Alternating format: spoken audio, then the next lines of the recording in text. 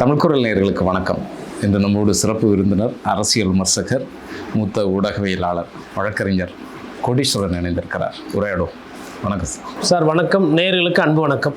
பதவியில் இல்லாதவங்க வந்து சேர்றாங்கன்னா ரைட்டு, கட்சியில் சேர்றாங்க, அது வேறு. எம்எல்ஏவாக இருக்கிறவர் ராஜினாமா பண்ணிட்டு வர்றாருன்னா அப்போ இடைத்தேர்தலை நீங்கள் ஊக்குவிக்கிறீங்க. அந்த இடைத்தேர்தலை நீங்கள் ஜெயிச்சு தனி பெரும்பான்மை வந்துட்டா இப்போ இவர் திருமா பேசுறது, சண்முகம் பேசுறது, ஐயா வீரபாண்டியன் பேசுறது, இந்த தலைவலிலாம் இல்லைல்ல. இருந்தால் இருங்கங்க, இல்லைனா போயிட்டே இருங்கங்க அப்படின்றதுக்கு தான் போகுது. கொஞ்சம் கொஞ்சமாக இந்த திமுக கூட்டணியிலேருந்து நம்பி வந்தாங்கள்ல, அவங்க வாயில் மண்ணெல்லி போட்டுட்ருக்காரு யார்? விஜய் சார். இவங்க என்ன சொன்னாங்க? பாஜக வந்துவிடும். பாஜக சார், பாஜக விட பெரிய, அதாவது ஐயா வீரபாண்டியன் பெரும் தீங்கு வந்து கொண்டிருக்கிறது. பாசிசத்தை வீழ்த்த வேண்டிய ஒரு கட்டாயத்தில் இருக்கிறாங்க. நல்ல மனிதர் அவர் நினச்சிக்கிட்டு இருக்காரு இவங்கெல்லாம் அப்பற்பட்ட யோகிய புனிதர்கள்னு. அவர் பட்டையடிச்சு அவருக்கும் பட்ட, சிபிஐக்கும் பட்ட. என்ன இங்கே நாட்டில் நடக்குது? எதனா ஒருத்தர் இப்படி ஒரு அமைச்சர் பயன்படுத்தினா இது வெறிலும் தமிழக அரசியல் வரலாறுல ஒரு குற்றச்சாட்டு. நான் குற்றச்சாட்டு தான் சொல்கிறேன். நான் இது வந்து அவர் வந்து சாரிடானோ இல்லை பேராசிட்டமலோ இல்லை டோலோ 650 தான் வச்சு அறுத்துக்கிட்டு இருந்தார், நான் ஏற்றுக்கிறேன். ஆனால் வட இந்தியாவில் இருக்கிற ஊடகங்களில் இந்தியிலையும் இங்கிலீஷ்லேயும் போட்டு கிளின்னு கிழிச்சிக்கிட்டு இருக்கிறான். மான மரியாதை போகிற அளவுக்கு கிழிக்கிறான். அப்படி இருக்கும்போது இப்போ அவர் மீது இருக்கிற விமர்சனத்தை அவர் யார் இது பண்ணணும்? ராமாயணத்தில் என்ன கதை? சீதை மீது ராமருக்கா சந்தேகம்? 4 பேர் 4 விதமாக பேசுகிறான். 4 பேர் 4 விதமாக பேசுகிறான். அரசனோட குடும்பம் விமர்சனத்துக்கு அப்பாற்பட்டு இருக்கக்கூடாது, அதனால் நீங்கள் போய் நெருப்பில் போய் இது பண்ணுங்கன்னாப்ல. அதில் உடன்பாடு இருக்காது தமிழ்நாட்டில் இருக்கிற நிறைய பேருக்கு. ஏன்னா 4 பேர் 4 விதமாக பேசுவான். அதுக்கோகிற நீ வந்து வீட்டில் இருக்கிறவங்கள அவங்கள அனுப்பியா, எங்களுக்கு அம்மா மாதிரி தாய் மாதிரி அனுப்பிவானோன்னா அதான் கதை. இப்போ எதுக்குன்னா ராமருக்கு ஒரு கடினமான ஒரு இது அதே மாதிரி நீங்கள் ஜூலியஸு அவங்களோட கதைக்கு எடுத்துட்டாலும் இன்னாரோட மனைவி ஒரு சொல்லுக்கு ஆளாகக்கூடாது, செயலுக்கு ஆளாகன்னு சொல்லலை, சொல்லுக்கு ஆளாகக்கூடாது, சொல்லுக்கே வராத அளவுக்கு தவிர்க்கணுன்றாரு பெரும்பாட்டனார். திருவள்ளுவர் என்ன சொல்கிறார்? ஐயா டேய், ஒரு விஷயத்தை நீ மனசால் ஒரு தீங்கையோ இல்லை ஒரு தப்பு பண்ணுன்ற ஒரு நினைப்ப மனசில் நீ அதை யோசித்து பார்த்தினாலுமே அது குற்றம். இப்போ ஒரு பெண் போகிறாங்க, அந்த பெண்ணை வந்து ஒரு வக்கர புக்கியோட நான் ஒரு ஆபாசத்தோடு அந்த பார்க்குறேன் அப்படின்னா நான் பார்த்த பார்வை என்னோட்டமே தப்புன்றாரு வள்ளுவ பெருந்தகை. இப்படி தான் வந்து புராண கதைகள் ஒரு கௌரவமாக ஒரு வாழ்க்கை நெறிமுறைன்ற மாதிரி போயிட்டுருக்கு. இவங்க வெக்கமே இல்லாமல் கேஸ் இருக்கிறவங்க, மண்ணு திருடினவங்க, போதை வஸ்து பண்ணவங்க, அப்புறமா வந்து குட்கா வாங்கி கேஸில் மாட்டினவங்க, லாட்ரி வியாபாரம் பண்ணுறவங்க, அப்புறம் இன்னும் என்னென்ன வியாபாரம் பண்ணுறவங்கலாம் சேர்த்துக்க போகிறாங்கன்னு தெரில. சேர்த்துக்கிட்டு நாங்கள் தான் மக்கள் சக்தி எங்களுக்கு இருக்குதுன்னு சொல்லிட்டு பண்ணிட்டு, இதெல்லாம் மக்கள் சக்தியா? இது என்ன சக்தி இது? ஆனால் இது என்னன்னா, இப்போ பாருங்கள், இன்றைக்கி காலையில் வந்து போராட்டம் பண்ணுறாங்க. திமுக அனுமதி கேட்குது. இப்போது எக்மோரில் இங்கே திமுக பகுதி செயலர், திமுக வட்ட செயலர் அவங்கெல்லாம் ஒரு குரூப்பாக போய் போராட்டம் பண்ணுறதுக்கு இது பண்ணுறாங்க. நைட்டு கொடுக்குறதா 1 மணிக்கு பர்மிஷன் இல்லை அப்படின்னு சொல்லி இது பண்ணுறாங்க. அப்போ வந்து அங்கே இப்போ என்ன பிரச்சனை அப்படின்னு பார்த்தா, அதாவது ஒரு அரை மணி நேரம் விட்டால் அவங்களே போராட்டம் பண்ணிவிட்டு கலைஞ்சி போயிடுவாங்க. அவ்வளோதானே. அவங்க வெயில் அடிக்கிற வெயிலில் என்ன 3 மணி நேரம் உட்காந்து இருக்க போகிறாங்களா?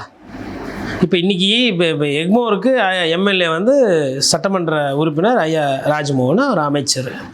பரந்தாமன் கிடையாது.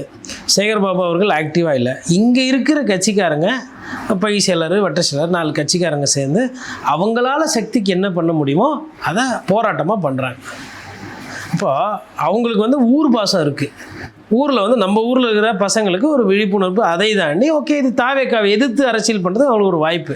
ஒரு அரசியல் கட்சி ஒரு வாய்ப்பு வந்து கீழ் லெவலில் முதல்ல ஒரு போராட்டத்தை முதல்ல நான் என்ன சொல்கிறேன்னா, இப்போ மாசு வந்து சைதாப்பேட்டையில் பேசிகிட்டு இருக்கிறார். இப்போ என்னன்னா, இது என்ன இதெல்லாம் விளக்கம்லாம் சொல்கிற மாதிரி இல்லையாப்பா? ஏன்னா அவருக்கு சுகாதாரத்தை பற்றி ஓரளவுக்கு தெரியும். அவரோட மகன் வந்து மருத்துவர், அவர் கன்சல்ட் பண்ணியிருப்பார், நிறைய டாக்டர்ஸ்லாம் அவருக்கு தெரியும். உண்மையிலே வந்து மாத்திரை இப்படி தான் வந்து டெபிட் கார்டு இல்லை கிரெடிட் கார்டை வச்சு நசுக்குவாங்களா, இல்லை பாலூட்டியில் மாத்திரையை குழைச்சி குழந்தைங்களுக்கு ஊற்றுவாங்களா என்னன்றது அதை விசாரிக்கிற அளவுக்கு அவருக்கு தகுதி, எக்ஸ்பீரியன்ஸ் இருக்குது. அவரும் ஒரு பத்திரிகையாளர் சந்திக்கிறார். இப்போ அந்த பத்திரிகையாளர் சந்தி போய் நிறுத்த முடியுமா நீங்கள்? அப்போது இங்கே ஏதோ கீழே அவங்க வந்து ஒரு போராட்டம் பண்ணுறாங்க, கட்சிக்காரங்க 4 கட்சிக்காரங்க.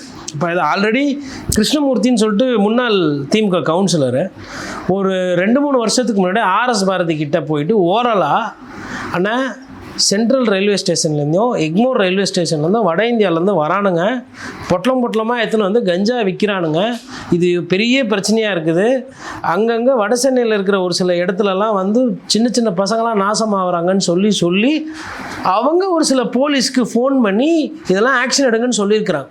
இதெல்லாம் நடந்தது. அதாவது ஒரு கட்சி, ஆளுங்கட்சி வெளிப்படையாக அப்படியே சொல்லி பண்ணால் அசிங்கமாக இருக்குன்றதுனால கிருஷ்ணமூர்த்தி போன்றவர்கள் முன்னாள் கவுன்சிலர்கள் வந்து போய் பண்ணுறாங்க. இன்னைக்கு அந்த தொகுதியினுடைய பகை செயலர் சுதாகர் சொல்லிட்டு சுதா வந்து அவர் ஒரு 4 பேரை கூப்பிட்டு போதெல்லாம் இருக்கக்கூடாது. அதாவதுங்க, திமுகன்ற ஒரு கட்சியை விட்டுருங்க, இப்போ இந்த கிருஷ்ணமூர்த்திக்கும் சுதாக்கும் என்ன வேணும்? எங்கள் ஊர் பிள்ளைங்க கெட்டு போகக்கூடாது, புளியாந்தோப்பில் கெட்டு போகக்கூடாது, பெரிமேட்டில் கெட்டு போகக்கூடாது, அம்ஜிகரையில் கெட்டு போகக்கூடாது, எம்ஆர் நகர் சர்மா நகரில் கெட்டு போகக்கூடாது, வியாசார்படியில் கெட்டு போகக்கூடாது. இது அந்தந்த ஊர் அந்தந்த கட்சிக்காரங்களுக்கு அந்த ஆசை இருக்கலாம்ல. இதில் இவர் 1/2 மணி நேரம் 1 மணி நேரம் பர்மிஷன் கொடுக்கல, என்ன ஆகிட போகுது? நீங்கள் போராட்டம் பண்ணிட்டு பண்ண போகிறாங்க. அதாவது மேலே இந்த அமைச்சர் மீது இருக்கக்கூடியதுக்கு அமைச்சர் ஒரு விளக்கம் கொடுக்குறாரு, அதை யாரும் ஏற்றுக்கல, ஏற்புடையதாக இல்லைன்ற மாதிரி சொல்கிறாங்க. பட் அதை தாண்டி நீங்கள் ஒரு முதலமைச்சராக என்ன நடவடிக்கை எடுக்கிறீங்க? பாலியல் சீண்டல் 4 கட்சிக்காரங்க மீது திமுகனுடைய எதிர்கட்சி தலைவர் சட்டமன்றத்தில் பதிவு பண்ணுறாங்க.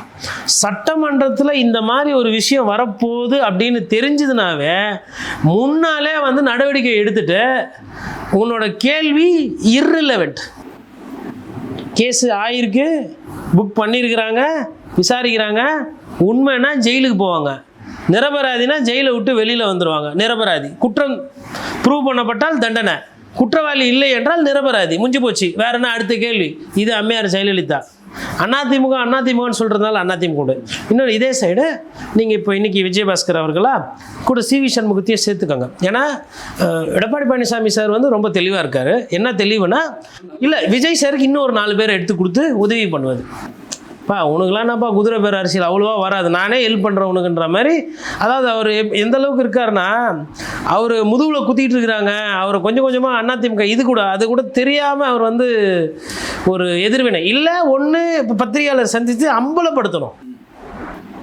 நேரம் ஒரு 500 கட்சிக்காரங்களை கூப்பிட்டுட்டு பனையூர் போங்க, நீ எதுக்கு இன்ஸ்டால்மெண்ட்டில் சேர்க்குற, நானே 500 பேர் எடுத்துன்னு வந்துருக்கிறேன், உனக்கு தேவை இந்த மாதிரி தானே எடுத்துக்கோ. ஏன்னா உங்களால் வந்து தெருவா போய் பிரச்சாரம் பண்ணி ஓட்டு கேட்டு போஸ்டர் ஒட்டிலாம் கட்சியை வளர்க்க முடியாது. இந்த மாதிரி வேறு எதுலனா இருந்ததுன்னா இந்த குயில் எப்படி சொந்தமாக கூடு கட்ட முடியாமல் காக்கா கட்டினத்தில் போய் முட்டையிட்டு பொறிச்சிக்கும், அந்த மாதிரி கேவலமான ஒரு கட்சி நீங்கள் நடத்துகிறீங்க.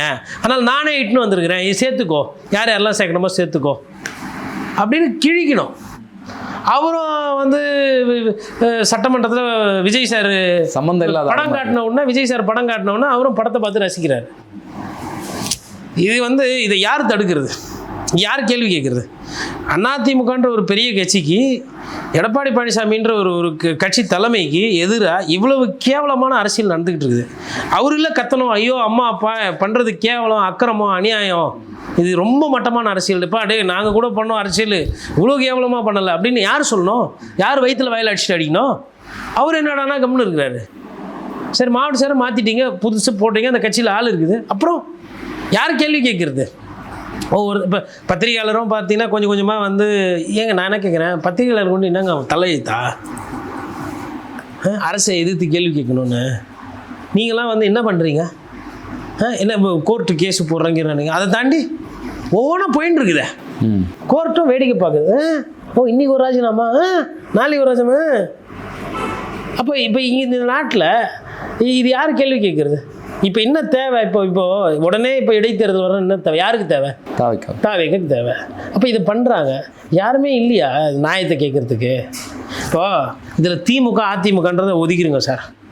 இவர் பண்ணுறது நியாயம்னு சொல்லிட்டு கம்யூனிஸ்ட் கட்சியில் அவங்கள சிபிஐலையோ சிபிஎம்லையோ இந்த தலைமை பொறுப்பில் இருக்கிறவங்க சொல்லக்கூடாது. சண்முகம் எல்லாம் கேட்டிங்கன்னா வேறு எதுனா டெக்னிக்கலாக பதில் சொல்லிட்டு எஸ்கேப் ஆகிடுவார். அங்கேயே நிறைய பேர் இருக்கிறாங்க. நான் இந்த நம்பிக்கையில் சொல்கிறேன், கம்யூனிஸ்ட் தொடர்பில் இருக்கிற நம்பிக்கையில் சொல்கிறேன். முக்கியமான பொறுப்பில் இருக்கிற ஒரு 10 பேரை கூப்பிட்டு விஜய் சார் பண்ணுறது அரசியல் நல்ல அரசியல்னு அவங்க சொல்லட்டும். நான் போன்ற பத்திரிகைகள் அதுக்கப்புறம் விமர்சனம் பண்ணுறதே நிறுத்திடும். நாம் தமிழ் கட்சி சொல்கிறது, அதிமுக சொல்கிறது, திமுக சொல்கிறது கூட வேணாம். கம்யூனிஸ்ட் கட்சியில் யாருன்னா ஒரு 10 பேர் பெரிய மனுஷன் இல்லைங்க இது பண்ணுறது சரி சொல்லட்டும், அப்புறமா விட்டுடலாம். இதெல்லாம் கேவலம். இதே பிஜேபி பண்ணியிருந்தா அப்படியே தமிழ் தேசியம், தமிழ் சொந்தம், தமிழ் வீராவேசம் அப்படி பேசி வயிற்றுல வாயிலாட்சி கத்திருப்பாங்க இவங்கெல்லாம். இல்லை, இதை வந்து சாதாரணப்படுத்தக்கூடிய வேலை வந்து நடக்கா, சாதாரண விஷயந்தான் அப்படிங்கிற மாதிரி நடக்கா. இப்போ அவர் செங்கோட்டையன் அவர்கள் பேசியிருக்கிறாரு, ஒரு கட்சியிலேருந்து இன்னொரு கட்சிக்கு அப்படி வர்றது சகஜமான விஷயம்தான், மத்திய அரசாங்கமே பண்ணியிருக்கு, பாஜகவை. சார் அவர் எப்படி சார் அதை பேச முடியும்? அவரே அதை பண்ணவர் தானே சார். ஒரு சிலர் வந்து சொல்லுவாங்க, நான் செத்து போயிட்டா என் கட்சி கொடியை என் மேலே போட்டு அனுப்புங்கன்னு. அந்த சொல்ல வந்து 100ல் ஒரு 70-80% தொண்டர்கள் காப்பாற்றுவோம். கம்யூனிஸ்ட் கட்சியில் ஒரு 98% காப்பாற்றுவாங்க அது அந்த வார்த்தையை. அதுக்குள்ளே பார்த்திங்கன்னா உட்பிரிவாக இருக்கும், சின்ன சின்னதாக இருக்கும். எம்னுவாங்க, எம்எல்னுவாங்க, ஐன்னுவாங்க, அப்புறம் மார்க்சிஸ்ட் லெனினிஸ்டில் இன்னொரு உட்பிரிவுன்னுவாங்க, அப்புறம் ஒர்க்கர்ஸ் யூனியன், ட்ரேட் யூனியன்வாங்க. லெஃப்ட்டு சிந்தனை இருக்கும், ஆனால் நாங்கள் லெஃப்ட்டோட ஃபுல்லாக ஒத்து போக மாட்டோம்லாம் சொல்லுவாங்க. அப்போ அவங்களாம் பார்த்திங்கன்னா செவ்வணக்கம்னு சொல்லி செங்கொடியை வந்து என் மேலே போடணும்னா செங்கொடியோடு தான் நான் சாவேன். நான் என் ஜோபியில் 10 காசு இருக்கட்டும் இல்லாமல் போட்டேன், நான் என் கௌரவம் இது, என் மான மரியாதை இது, நான் சம்பாதிச்சேன், நான் இதோடு தான் சாவேன்னு சாவுறவங்களாம் இருக்காங்க. குறிப்பாக தொழிற்சங்கங்களை. நான் இந்த அரசியல் கட்சியில் இருக்கிறவங்கெல்லாம் பார்த்தீங்கன்னா பேசும்போது ஒன்று, நான் அன்றைக்கி அதிமுக, இன்றைக்கி அதிமுக, நான் அன்றைக்கி திமுக, நான் இன்றைக்கி திமுக, வந்து எதுக்கு பேசுகிறாங்கன்னு தெரியல. ஆக்சுவலாக இப்போ என்னன்னா, ஏன் இந்த வேகம்? இப்போ எம்ஆர் விஜயபாஸ்கர் போய் சேர்ந்த வேகம் என்னன்னா, நேற்று வச்ச ஸ்கெட்சு ஃபெயில் ஆகி போச்சு. மதிமுகவில் 2 பேரை தூக்குறது பிளான் பண்ணோம், ராஜினாமா பண்ணிவிட்டு வந்து தாவேக்கால் நின்னா விஜய் சார் சொல்கிற மாதிரியே அவரே வந்து பிரச்சாரம் பண்ணுவேன்னு சொல்லிட்டு வைகோ அவர்களோட சொல்லியிருக்கிறத வைகோ சார் சொல்கிறாரு. சரி, அப்போ அது நடக்கலை. அவங்க என்ன சொல்லிட்டாங்க, இல்லைங்க நாங்கள் சாப்பாட்டில் கொஞ்சம் உப்பு நிறைய போட்டு சாப்பிடுவோம், நாங்கள் வந்து உதயசூரியன் நின்று ஜெயித்தோம், நாங்கள் உதயசூரியனுக்கு துரோகம் பண்ணிட்டு வரமாட்டாங்க. இது உப்பு போட்டு சாப்பிட்றதாவும் பார்க்கலாம், இல்லை அவங்களுக்கு திமுக மீது ஒரு ஈர்ப்பு இருக்குன்னு பார்க்கலாம். இல்லை, இப்போ வைகோ அவர்களா அந்த அளவுக்கு நம்பலையா? இவங்க ஒரு தலைவர், கட்சியினுடைய தலைவரை வந்து நம்பலையா? இன்னொரு கட்சியினுடைய தலைவர் கட்சியை நம்புறதுன்னு தாண்டிங்க, நம்ம வாழ்க்கையை நம்ம முடிவு பண்ணோம். அவர் சீட்டு கொடுத்தாரு, அவர் என்னன்னு சொல்லி சீட்டு கொடுத்தாரு, திமுக கூட்டணியில் சீட்டுன்னு கொடுத்தாரு. என்ன சின்னத்தில் நின்னீங்க? உதயசூரியன் நின்னீங்க. இப்போ உதயசூரியனில் இருந்துக்கிட்டு நீங்கள் தாவேக்காக்கு ஆதரவாக பண்ணிங்கன்னா கொறடா உத்தரவு போட்டு பதவி நீக்கம் ஆகிவிடும். ரைட்டா? குறைந்தபட்சம் அந்த நாகரிகத்தை கூட கையாள தெரில. இப்போ வைகோ அவர்கள் வந்து சொல்லிவிட்டு, இல்லை நீங்கள் வந்து மாறிடுச்சு அப்படி சட்டமன்றத்தில் பண்ணால் கூட கொறடா உத்தரவு போட்டு, ஒருவேளை நீக்கலைன்னா எங்களால் அவ்வளோலாம் வெயிட் பண்ண முடியாது, சோஃபா மாடல் சொன்னால் சொல்லிக்கிட்டோம், அதனால் என்ன, 4 பேர் பேசினா பேசிக்கிட்டோம், நாங்கள் அப்படி தான் பண்ணுவோம் அப்படின்ற அந்த மனநிலையில் இருக்கிறதுனால தான் உடனே ராஜினாமா. கூட்டணிக்கு வந்துட்டா ஓகே. இப்போ ஐயோ மேலே ராஜினாமா பண்ண சொன்னாங்களா? ஏன்னா அவங்க தனி சின்னத்தில் இருந்தாங்க, வந்துட்டாங்க. சிபிஐ வெளியிலேருந்து ஆதரவு, ஓகே, ஓரளவுக்கு பாதி வந்துச்சு. விசிக அண்ணன் திருமாவளவன் சூப்பர் ஐக்கியமாயிட்டார். காங்கிரஸ் வந்து ஜோதியில் ஆல்ரெடி ஐக்கியம், தேர்தலுக்கு முன்னாடியே நாங்கள் வந்து கலந்துக்கிறோம் அப்படின்ற மாதிரி பேசியிருப்பாங்க போல், அது இதாகிப்போச்சு. வராதவங்க யார் யார் இருக்கிறா? அதிமுக வரலையா, கட்சியை பிரி. அதிமுக 3வது இடத்துல இருக்கிறதுனால வல்னரபுளாக இருக்குது. 2வது இடத்துல திமுக இருக்குது, ஓரளவுக்கு சமாளிக்குது. இப்போ இதே வேலையை திரு சபரீசன் அவர்களும், ஏன் சபரீசன் பேசணும்னா, அவர் தேர்தல் நேரத்தில் அவர் சில இந்த வேலையெல்லாம் பண்ணியிருக்கக்கூடாது. உதயநிதி இருக்கும்போது சபரீசன் அவர்களுக்கு அங்கே வேலை இல்லைன்றது என் போன்றவர்களோட புரிதல், அரசியல் புரிதல். அவர் வந்து அதை பண்ணார், இதை பண்ணார், அதுக்குள்ளெல்லாம் போகலை. அரசியல் பண்ணுறதுக்கு ஐயா உதயநிதி ஸ்டாலினை அந்த கட்சி வந்து அடுத்த கட்ட தலைவராக ரெடி பண்ணியிருக்கிறாங்க. ஆளாளுக்கு பண்ணி தான் இந்த நிலையத்தில் வந்து கட்சி விட்டுருக்கீங்க. அப்போது அப்படி இருக்கும்போது இதே உதயநிதி ஸ்டாலின் இந்த குதிரை பேர் அரசியல் பண்ணியிருந்தா விஜய் சார் இப்படி தான் இருப்பாரா? ஊரெல்லாம் போய் ஐயோ அம்மான்னு கத்திருக்க மாட்டேன். இல்லை, எடப்பாடி பழனிசாமி ஒரு சேஞ்சுக்கு நான் கேட்குறேன், இந்த அரசியலை பாஜக நினச்சிருந்தா பண்ணியிருக்க முடியாது? பண்ணியிருக்கு. பதவியில் 118 வந்தால் விடுங்க, 3 மாதம் போட்டோம், 3 மாதம் போட்டோம்.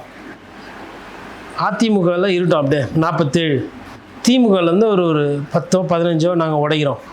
பாஜக தாவேகலேருந்து பாதி பேர் அப்படியே அதிமுக மாற்றுற மாதிரி பிளான். திமுகவில் ஒரு 15, இங்கே ஒரு 50, அந்த 118 நாங்கள் எத்தனை வரோம் சார்? இதுதான் ஆட்டம் அப்படின்னு ஆயிடுச்சுண்ணா. இந்த கேவலம் இப்போ 8 பேருக்கு ராஜினாமாக்கு ஒரு ஸ்கெட்சு போட்டு 6ல் வெற்றி பெற்றீங்களா? இந்த கேவலம் தான் ஆட்டம்னா, அந்த கேவலத்தை பாஜக பண்ண ஏற்றுக்கிறீங்களா? என்னென்ன பேசியிருப்பீங்க. இந்த இந்த இந்த அரசியலை மக்கள் ஓட்டு போட்டு வந்த ரிசல்ட்டை மாற்றக்கூட ஒரு அரசியலை நீங்கள் பண்ணுறீங்கன்னா இப்போ உங்களுக்குலாம் என்ன பேர்? எப்படி உங்களெல்லாம் கோட்டு சூட்லாம் போட்டு ஸ்டைலாக சுற்ற முடியுது? கௌரவமாக வெள்ளையை சொல்லையுமா? ஒரு மாதிரி இருக்காது. என்னடா நேற்று ஒன்று பேசுகிறோம் இன்றைக்கி ஒன்று பேசுகிறோமே அப்படின்னு. சார், அதிமுகவிலேருந்து பலரும் வந்து ராஜினாமா பண்ணிட்டு போயிட்டுருக்குறாங்க. இன்றைக்கி எம்ஆர் விஜயபாஸ்கர் அவர்கள் வந்து ராஜினாமா பண்ணிட்டு போயிட்டுருக்குறாங்க. ஏற்கனவே கம்யூனிஸ்டுகளும் திருமாவும் ஐயுஎம்எல் காங்கிரஸ் எல்லாருமே ஆதரவு கொடுத்து சிறப்பாக தான் போயிட்டுருக்கு ஆட்சி. இந்த நேரத்தில் ஏன் வந்து அதிமுகவிலேருந்து முக்கியமான நபர்கள் இதில் அடுத்த கட்டமாக இருக்கிறது சிவி சண்முகம் அவர், ஏன் இவர்கள் வந்து ராஜினாமா பண்ணிட்டு அடுத்ததாக தாவைக்காவில் இணையக்கூடிய முயற்சியை வந்து செய்யணும்? சார், என் பார்வையில் கேட்டிங்கன்னா இது வந்து குதிரை பேர அரசியலினுடைய தொடர்ச்சி. காரணமே இல்லாமல் சம்மந்தமே இல்லாமல் இன்றைக்கி வந்து எம்ஆர் விஜயபாஸ்கர் ராஜினாமா செய்கிறார். அப்போ என்னென்னா அவர் போனது உண்மை, அந்த அணிக்கு எல்லாம் ஓட்டு போட்டாங்க. அவருக்கு அந்த மாவட்ட செயலர் பதவி என்பது முக்கியத்துவம் கொடுக்கப்படலை அப்படின்றது ஒரு காரணம். பட் அதை தாண்டி அதை முதல் காரணமே என்னென்னா இவங்களுக்கெல்லாம் வந்து ஒரு அமைச்சர் ஆகணும், நம்ம போய் அங்கே சேர்ந்தால் அங்கே வந்து எதனா செய்வாங்க அப்படின்றதா எதிர்பார்ப்பு. இந்த வேலையை வந்து ஆரம்பித்தது இந்த தமிழ்நாட்டினுடைய முதலமைச்சர் ஐயா திரு ஜோசப் விஜயினுடைய கட்சியோ இல்லை அது நிர்வாகிகளோ இல்லை அவரே மறைமுகமாக, நமக்கு ஏதுன்றது தெரியாது. அந்த வேலை வந்து ஃபுல்லாக முடியல. அவர் வந்து அது வந்து ஒரு நியாயப்படி ஜனநாயகப்படி அப்படின்னு பார்த்தா அவர் என்ன பண்ணிருக்கணும், அதிமுகன்ற ஒரு கட்சியோட தேர்தலுக்கு பிந்தைய ஒரு கூட்டணி ஒன்று வச்சுருந்தாருன்னா அது வந்து ஒயிட்டில் நடந்திருக்கும். இப்போது பில்டிங் வாங்குவாங்க நிறைய பேர். இந்த பில்டிங் வாங்கும்போது இந்த பெரும் பணக்காரர்கள் என்ன பண்ணுவாங்கன்னா அல்பத்தனமாக ஒரு விஷயம் அவங்களுக்குள்ளே இருக்கும். இந்த கைட்லைன் வேல்யூ ஒரு அமௌண்ட் இருக்கும், அது காஸ்ட் ஒன்று இருக்கும். அதை என்ன பண்ணுவாங்க, குறைச்சி மதிப்பீடு பண்ணுறதோ இல்லை பாதி பணத்தை வெள்ளையில் கொடுக்குறது பாதி பணத்தை கருப்பில் கொடுக்குறதுன்ற மாதிரி நடக்குது. அந்த தொழிலில் இருக்கிற ஒரு பிரச்சனை. இப்போ ஏழை பாழைகள் இல்லாதவங்க ஆயுசில் ஒரு வீடு வாங்குறாங்க, ஒரு 70 லட்ச ரூபா வீடை வந்து 10% 9% டேக்ஸ் கட்ட முடியல அப்படின்னு அவங்க ஏதோ பண்ணுறாங்க. இல்லை அந்த விலை வந்து கைட்லைன் வேல்யூ ரொம்ப ஏற்றிருக்குன்னா கூட என்னால் புரிஞ்சிக்க முடியுது. இப்போ இவர்கள்லாம் வந்து ஒரு அரசியலில் முன்மாதிரியாக இருக்க வேண்டியவர்கள். அப்போ முன்மாதிரியாக இருக்க வேண்டியவர்களே ஒரு மாதிரி கீழ்த்தரமான ஒரு நான்காந்தர அரசியலை செய்கிறாங்க, முன்னெடுத்துறாங்க அப்படின்னும் பொழுது இது உண்மையிலே ரொம்ப கேவலம். பிஜேபி ஆர்எஸ்எஸ் எவ்வளோ பரவாயில்ல, இன்னும் போய் நிறைய பேர் என்ன பண்ணிக்கிட்டு இருக்காங்கன்னா பாசிசம் பாஜக ஆர்எஸ்எஸ்னு தப்பாக கோல் போஸ்ட்டை வச்சுட்டு இருக்காங்க. தேர்தல் அப்போவே நான் சொன்னேன், இந்த தேர்தல் பாஜகவுக்கு உண்டான தேர்தல் அல்ல, இது வந்து டெல்லிக்கு தமிழ்நாடுக்கு உண்டான தேர்தல் அல்ல, இது இங்கேயே முடிவு பண்ணுற தேர்தல், முதலமைச்சர் யாருன்றதுக்கு தான் இந்த தேர்தல்ன்ற மாதிரி தான் நம்ம பேசிக்கிட்டோம். இன்னமும் ஒரு சில பேர் என்ன பண்ணுறாங்கன்னா ஐயா திரு தாவேக தலைவர் விஜய் அவர்களோ இல்லை விஜய் அவர்கள் முன்னெடுக்கக்கூடிய அந்த அரசியலை எதிர்க்க தைரியம் இல்லாமல் இல்லை எதிர்க்க ஒரு திராணி இல்லை, இது ஒரு பாதி. அதாவது அவங்க சூழ்நிலை அப்படி எல்லாரும் எதிர்த்து பேச முடியாது. அவங்களுக்கு ஒரு வியாபாரம் இருக்கும், வியாபாரத்தை ப்ரொடெக்ட் பண்ணணும், இல்லை சொத்து சேர்த்துருப்பாங்க, சொத்தை பாதுகாக்கணும், இப்படி ஒரு பாதி. இன்னொரு பாதி ஆசை அடங்கலை, நான் வந்து அமைச்சராக ஆகணும், இல்லை அமைச்சருக்கு வேண்டப்பட்டவராக இருக்கணும், நான் வந்து ஆளுகின்ற அரசோடு சேர்ந்தால் தான் எனக்கு ஒரு 10 ரூபா வருமானம் 10 காசு வருமானம் வரும், அதற்காக ஆசைப்பட்டு போகிற ஒரு குரூப். மற்றபடி இந்த மக்களுக்கு சேவை சொல்கிறது மக்களுக்காக அதெல்லாம் வந்து நான் ஏற்றுக்கல. இப்போது இவர் ஐயா இபிஎஸும் விஜயும் சேர்ந்து உட்காந்து பேசி ஒரு முடிவு எடுத்து சரி உங்களுக்கு நான் ஒரு 8 அமைச்சர் தரேன் அப்படின்னு அன்றைக்கி பேசி முடிச்சிருந்தாங்கன்னா முடிஞ்சிட்ருக்கோம். இது எல்லாமே மறைமுகமாக கொல்லப்புறத்தில் திருட்டுத்தனமாக இருட்டில் பேசின காரணத்தினால நான் அதை அப்படி தான் பதிவு பண்ணோம். ஏன்னா இன்னோவா காரில் இருட்டில் தான் அந்த கையெழுத்து போடுறது வெளியில் வந்துச்சு. ஏன்னா தெரியாது, இப்போ ஒரு சில பேர் அப்படியா அப்போ எப்படி நடந்தது அப்படின்வாங்களா, அதற்கு பதில் தான் இது. இதுவரையிலும் பாஜகவும் அது ஒரு கேள்வி கேட்கல, கவர்னர் அலுவலகத்துலேயும் ஒரு கேள்வி கேட்கல. இது என்ன ஜனநாயகமாக இல்லை இது குட்டிச்சோரான்னு தெரியல. கண்ணெதிரில் அப்படி ஒரு விஷயம் நடந்தது, ஆதாரம் வந்து தாவேக்காவே வெளியிட்டு மாட்டிக்கிச்சு. அதாவது அமமுகவோட எம்எல்ஏவோட வீடியோ தாவேக்கா எப்படி வெளியிட்டுச்சு? அமமுகவும் தாவேக்காவும் ஒப்பந்தம் பண்ணிக்கல. தேர்தலுக்கு முந்தைய கூட்டணியில் தேர்தலுக்கு பிந்தைய கூட்டணி, இது ஃபஸ்ட்டு. ரெண்டாவது வந்து ஒரு 25 எம்எல்ஏ வந்து கண்ணெதிரில் வந்து ஓட்டை மாற்றி போடுறாங்க. இது 2வது எவிடன்ஸு. 3வது எவிடன்ஸு, நேற்று ஐயா வைகோ வந்து கிட்டத்தட்ட அப்ரூவராகவே மாறிட்டார். அவர் தான் வெளிப்படையாக சொல்கிறாரு, எங்கள் எம்எல்ஏக்களை திமுக தொண்டர்கள் மக்கள் ஓட்டு போட்டதை ராஜினாமா பண்ணிட்டு நீங்கள் வாங்க, நான் வந்து அந்த 2 பேரை நான் எம்எல்ஏ வாக்குறது என் வேலை, நான் பிரச்சாரம் பண்ணுவேன் விஜய் உறுதி செஞ்சார். இது 3வது.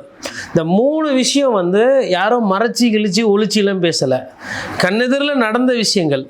இதை விஜய் அவர்களால் வசீகரத்தால் இதை மறைக்க முடியும் அப்படின்னா அதற்கு இந்த ஜனநாயகம் பேசிக்கிற இவங்கெல்லாம் வந்து ஒத்து ஊதிக்கிட்டு ஏமாற்றிக்கிட்டு இருக்கிறாங்க. எல்லாரும் சேர்ந்து அவரோட அந்த பாப்புலாரிட்டியை பார்த்துட்டு, சார் பெரிய ஆளோ சின்ன ஆளோ தப்பு தான், அந்த நக்கீரா என்ன நல்லா பார்த்து பாருன்னப்போ முக்கண்ணை திறப்பினும் குற்றமே அப்படின்ற மாதிரி நமக்கு தமிழ் ஆசிரியர்கள்லாம் சொல்லி கொடுத்து வளர்த்தது. இப்போ என்ன ஆகி போச்சுன்னா, ஒரு சைடு வந்து குத்து டான்ஸ் போட்டு டான்ஸ் ஆடிக்கிட்டு வைப்பு பண்ணிட்டு போகுது, இன்னொரு சைடு குதிரை பேர் அரசியல் மிக ஜோராக போகுது. கிட்டத்தட்ட இது வந்து ஒரு 10-15 எம்எல்ஏ கொண்டான ஸ்கெட்சு. அதை ஒவ்வொன்றா அழகாக அந்த குதிரை பேரத்தை, அந்த அசிங்கத்தை, அந்த அவலத்தை தாவேக்கா அழகாக காயினை வித்துட்டு போகிறாங்க.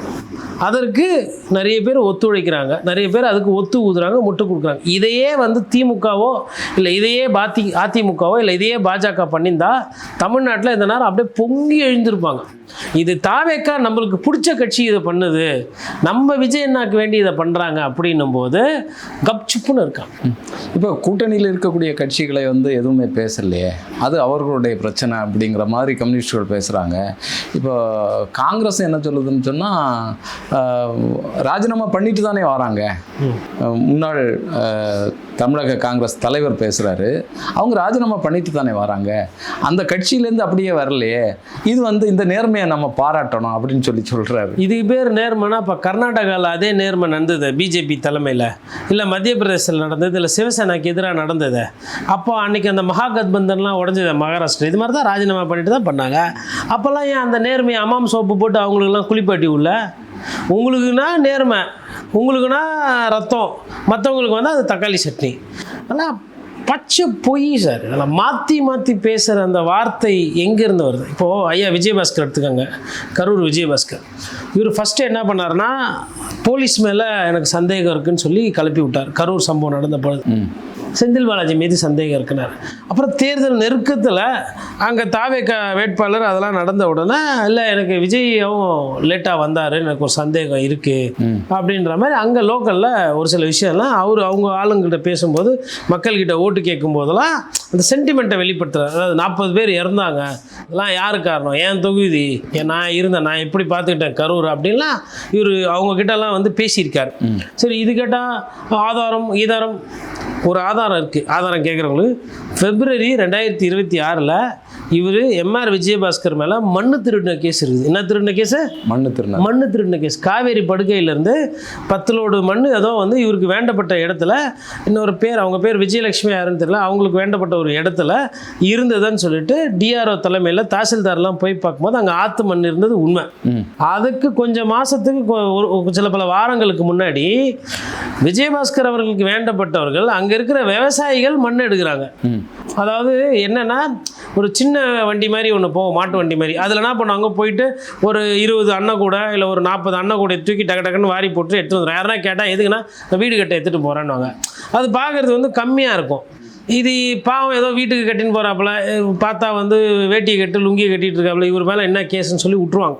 இது எல்லா இடத்துலையும் ரொம்ப நாளாக நடக்குது.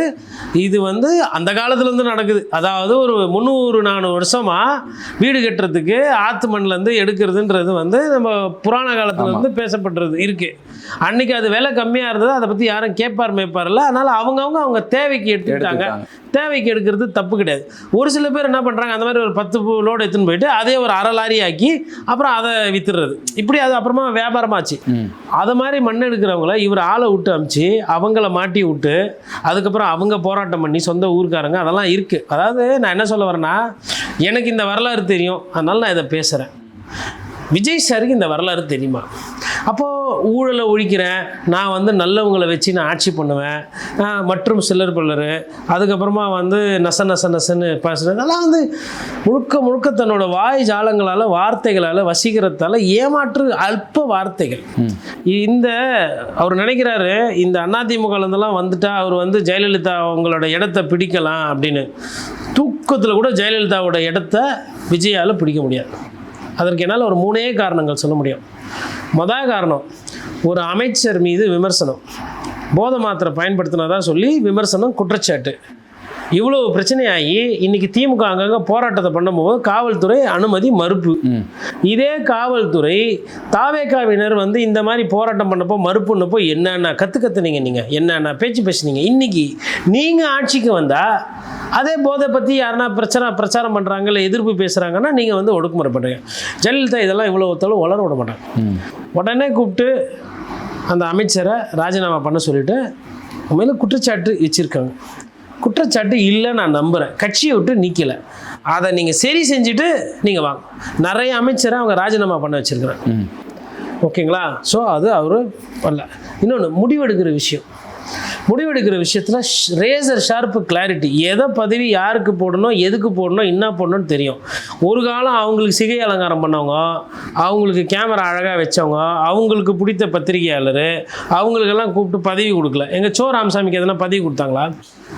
சோ ராமசாமிக்கு இருந்த அரசியல் புரிதலுக்கு பெரிய பதவி. பகவான் சிங் நிறைய நேரத்தில் வந்து பகவான் கிட்ட இது என்ன Singh, what is your suggestion அப்படின்வாங்க. ஏன்னா பகவான் Singh is an expert in Lankan politics. ஈழத்தில் நடந்த பிரச்சனைகளாகட்டும், இல்லை எல்டிடி சமாதான விஷயங்களாகட்டும், எல்லாத்துலேயுமே வந்து அவருக்கு வந்து ஒரு நிலைப்பாடு இருக்குது, அந்த சப்ஜெக்ட் தெரியும். அப்போ எது இந்திய அரசியலுக்கு செட் ஆகும், தமிழக அரசியலுக்கு எது செட் ஆகும்னா நிறைய விஷயம் அவர் பேசியிருக்காரு, பண்ணியிருக்காரு. ஒரு நாளும் கூப்பிட்டு அவரை வந்து நீங்கள் இந்த பதவி ஏற்றுக்கங்க, நீங்கள் அதுவாக இருங்க, நீங்கள் அட்வைசராக இருங்க, இல்லை நீங்கள் டெல்லி பிரதிநிதி போனது கிடையாது. அப்போது அவங்களுக்கு பிடித்த ஒரு ஜோசியம், அந்த மாதிரி ஜோசியம் பார்ப்பாங்க. அவங்களுக்கு அந்த நம்பிக்கைலாம் உண்டு.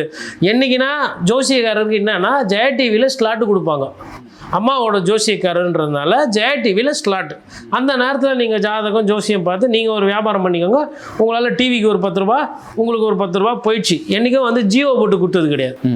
அவங்களுக்கும் வந்து இந்த ஷெடியூலு, எங்கே போகிறாங்க, கொடநாடு போடுறது, அப்புறமா வந்து பங்களாவில் போய் தங்குறது, இங்கே ஈசிஆர் அவங்களுக்கு சிறுதா ஊர் இருந்துச்சு, கொடநாடு இருந்தது, போகிறது அவங்களோட தனிப்பட்ட வாழ்க்கையை பார்க்குறதுக்கு டைரி போட்டுறாங்க. ஒரு நாளும் சசிகலா அவர்களை மெயின் ஃப்ரேமில் கொண்டு வந்துடுவாங்க. தோழியாக இருப்பாங்க. என்ன பண்ணுவாங்க தோழி? எதுவாக இருந்தாலும் போயஸ் கார்டனில் தான், வீட்டில் தான், தலைமைச் செயலகத்தில் என்ட்ரி கிடையாது. ஆனால் இன்றைக்கி இவரோட நிலைப்பாடு அப்படி கிடையாது. இன்னொன்று, இந்த லாட்ரி விற்கிறவன், இந்த மண் திருடுறவங்களெல்லாம் எப்போ யாரை அரெஸ்ட் பண்ணுவாங்க, எப்போ யாரை தூக்கி போடுவாங்கன்னு தெரியாது. அந்தம்மா கைது செஞ்சுருக்கிறாங்க. நீ பெரிய மண் அடிச்சு காசு நிறைய வந்துட்டு எனக்கு லோக்கலில் கெட்ட பேர் வருதுன்னா ஆக்ஷன் எடு.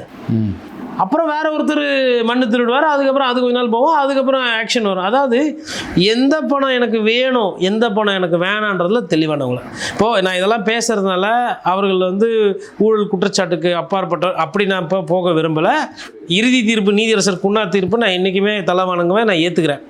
ஆனால் இவர் நான் தான் அதிமுகலேருந்து 4 பேர் வந்து சேர்ந்துட்டா நான் அதிமுகவை மாறுவேன்னு அவர் நினைக்கிறாரு.